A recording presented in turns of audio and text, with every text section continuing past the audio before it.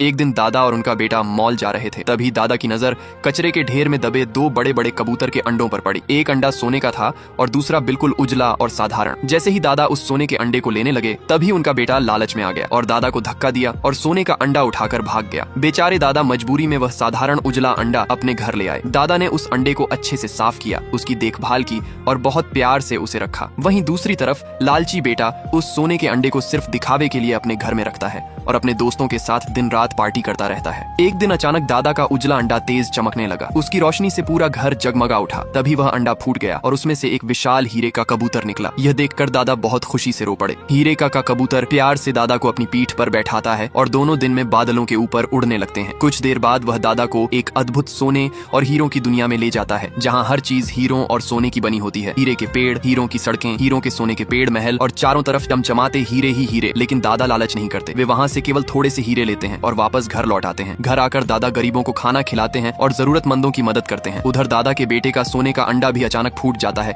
और उसमें से एक विशाल सोने का कबूतर निकलता है। लड़का उसे देखकर खुशी से चिल्लाता है और कहता है, चल तू भी मुझे उस जादुई दुनिया में ले चल, नहीं तो मैं तुझे चिड़ियाघर में बेच दूंगा। सोने का कबूतर लड़के को अपनी पीठ पर बैठाकर उड़ तो जाता है, लेकिन उसे जादुई दुनिया में ले जाने के बजाय एक गहरे कीचड़ और दलदल में पटक देता है। लड़का वहीं फंस जाता है और जोर जोर से रोने लगता है। इसके बाद दादा और